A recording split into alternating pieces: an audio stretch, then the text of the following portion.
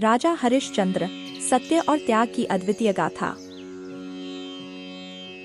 प्राचीन काल में अयोध्या के राजा हरिश्चंद्र सत्य और धर्म के प्रतीक माने जाते थे। उनका जीवन सरल, न्यायप्रिय और त्याग की मिसाल था। उनके राज्य में सभी प्रजा सुखी थी और हरिश्चंद्र अपनी सत्यनिष्ठा के लिए प्रसिद्ध थे।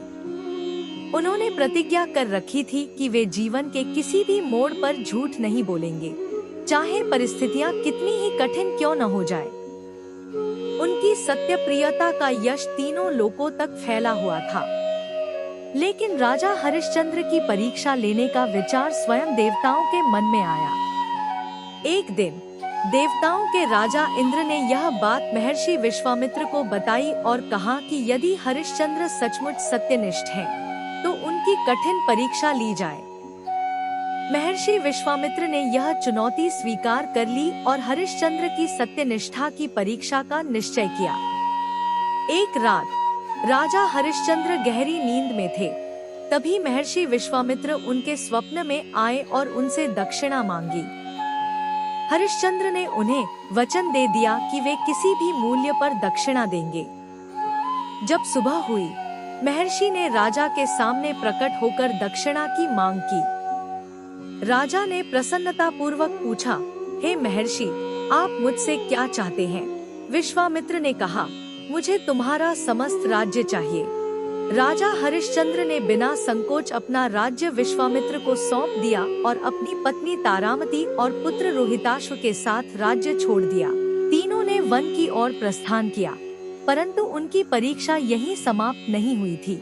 महर्षि विश्वामित्र ने एक और दक्षिणा की मांग की और हरिश्चंद्र को कहा कि वह उन्हें सोने की दक्षिणा अर्पित करे। हरिश्चंद्र ने यह सुनकर सोचा कि अब उनके पास कुछ नहीं बचा है, लेकिन वे अपनी प्रतिज्ञा से पीछे हटने वाले नहीं थे। उन्होंने अपनी पत्नी और पुत्र के साथ काशी की ओर प्रस्थान किया, जहां उन्हें एक चांडाल के यहाँ नौकरी करनी पड़ी। उस समय काशी में चांडाल के पास श्मशान का कार्यभार होता था और हरिश्चंद्र को वहां शव जलाने का कार्य सौंपा गया। एक दिन उनकी पत्नी तारामती अपने पुत्र रोहिताश्व के शव को लेकर श्मशान आई। जंगल में एक सर्प के काटने से रोहिताश्व की मृत्यु हो गई थी। तारामती ने अपने पुत्र के अंतिम संस्कार के लिए अपने ही पति से अनुमति मांगी। हरिश्चंद्र ने कठोर मन से नियम के अनुसार शुल्क की मांग की, परंतु उसके पास देने के लिए कुछ नहीं था। तब तारामती ने अपनी साड़ी का एक अंश शुल्क के रूप में दिया। यह दृश्य अत्यंत हृदय विदारक था। एक पिता को अपने ही पुत्र का अंतिम संस्कार कराना पड़ा और उस पर भी उन्होंने अपनी सत्यनिष्ठा और कर्तव्य नहीं छोड़ा। जब राजा हरिश्चंद्र अपने पुत्र के शव का अंतिम संस्कार करने के लिए तैयार हुए, तभी एक तेज प्रकाश प्रकट हुआ। यह प्रकाश स्वयं देवताओं का था। इंद्रदेव और अन्य देवता हरिश्चंद्र के सामने प्रकट हुए और उनकी सत्यनिष्ठा और त्याग को देखकर प्रसन्न हो गए। देवताओं ने कहा, हे हरिश्चंद्र, तुमने सत्य और धर्म का अनुपालन कर अद्वितीय साहस का परिचय दिया है। तुम्हारी परीक्षा अब समाप्त होती है। इंद्रदेव ने हरिश्चंद्र के पुत्र को जीवन दान दिया और उन्हें पुनः उनका राज्य, ऐश्वर्य और सम्मान लौटाया।